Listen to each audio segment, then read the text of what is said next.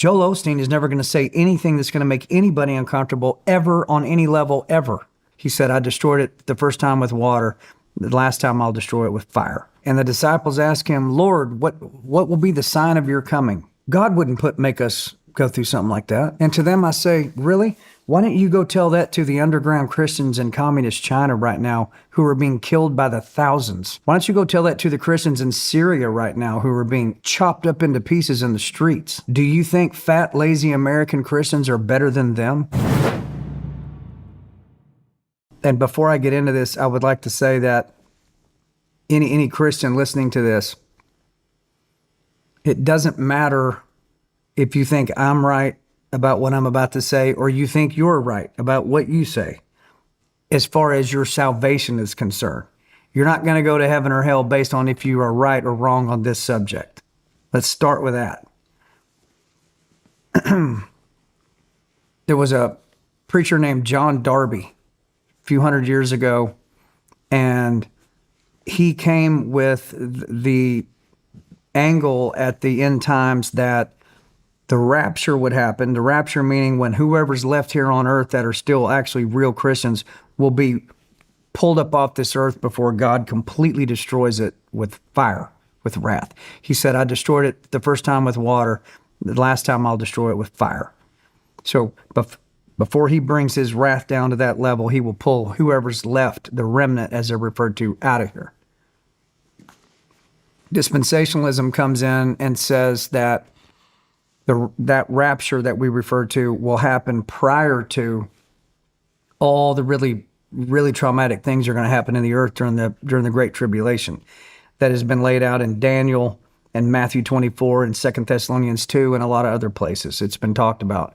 They say, John Darby and then Scofield wrote the Bible that backed up Darby's angle at this. The rapture could happen at any second. The rapture, they would go to the churches and they would say the rapture could happen before this church service is over. So you better get right now, because it could happen like that. In the blink of an eye, which is what it says. It does say in the blink of an eye. Boom, just like that. So what that led to was mass revival. I mean, people were like, I don't want to get left behind. Remember the Left Behind books? And so a lot of people got saved and a lot of things happened. That were actually positive things. A lot of people got saved. But when you start reading about Matthew 24, to me, is the one I've told most people to read. Matthew 24 is where Jesus is sitting with his disciples, and the disciples ask him, Lord, what will be the sign of your coming? Meaning, what's going to be going on the earth before you are about ready to come back?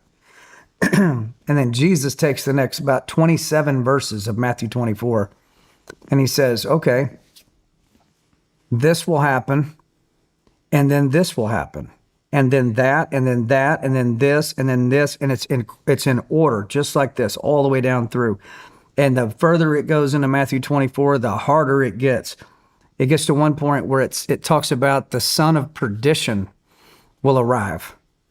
The son of perdition is who we would refer to as who's going to be the Antichrist. The son of perdition will show up. And it says when he stands in the holy place, when he stands in the holy place, basically pronounces himself to be God. I am Jesus. I am God. I am whatever he's going to say. It tells the Christians that are still alive at that point to run. Run. Don't fight him. Run. Get out. It says, run to the mountains. It says, woe to the women who are with child or in labor. To the farmer in the field, do not return to your house to grab your cloak. Run. Get out. Well, that ain't the end. And then it continues, and it goes on and on and on.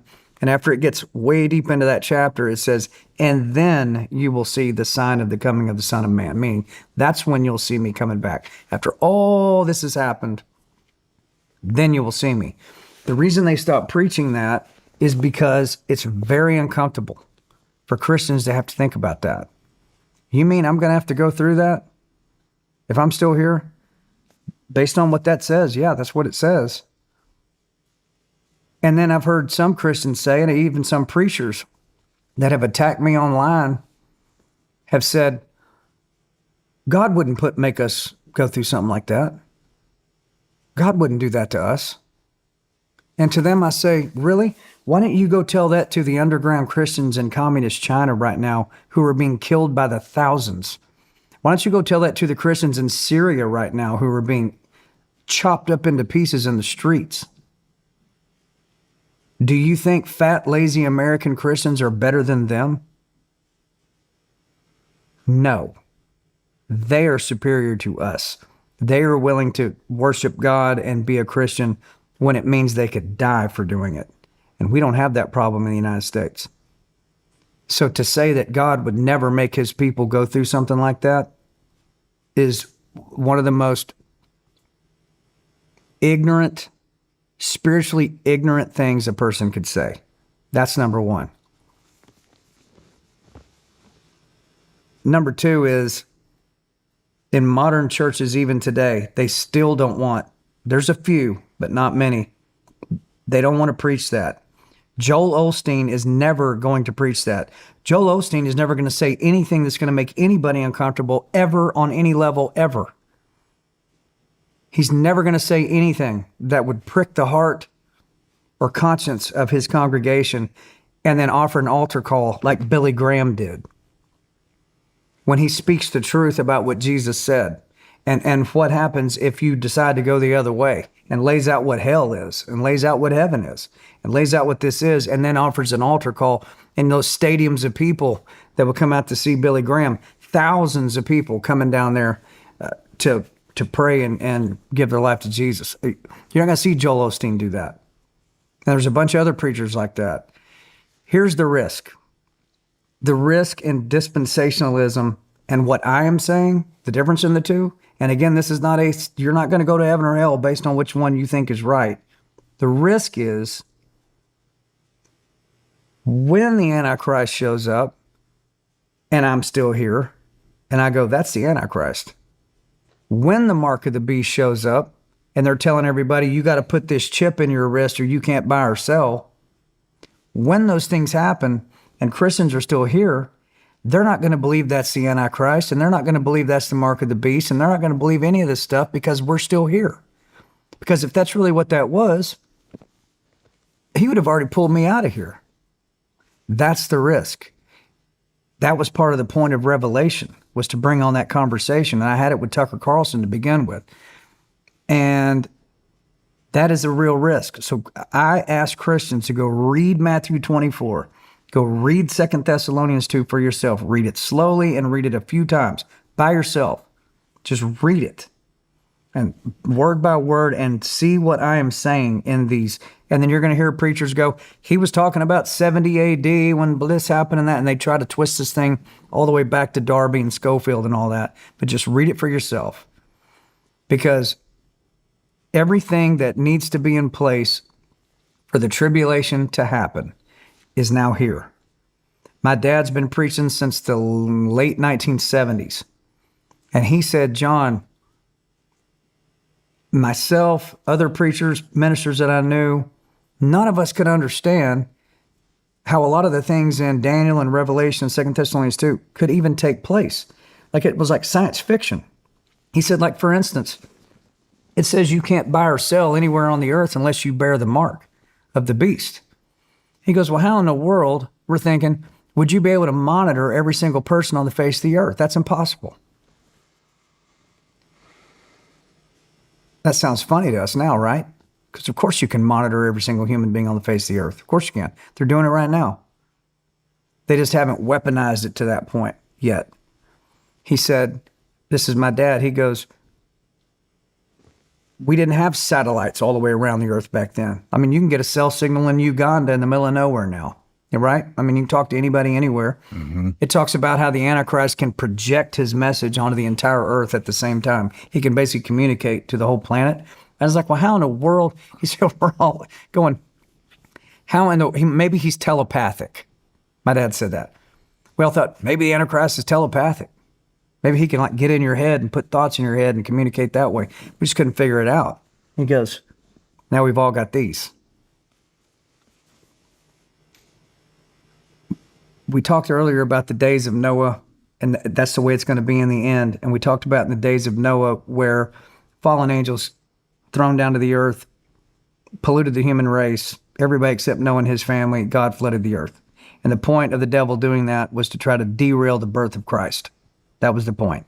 If we can pollute the entire human race, we messed up the bloodline that'll eventually have Jesus Christ being born. That was the plan. God saved Noah, they failed. Noah starts it over, here we go again.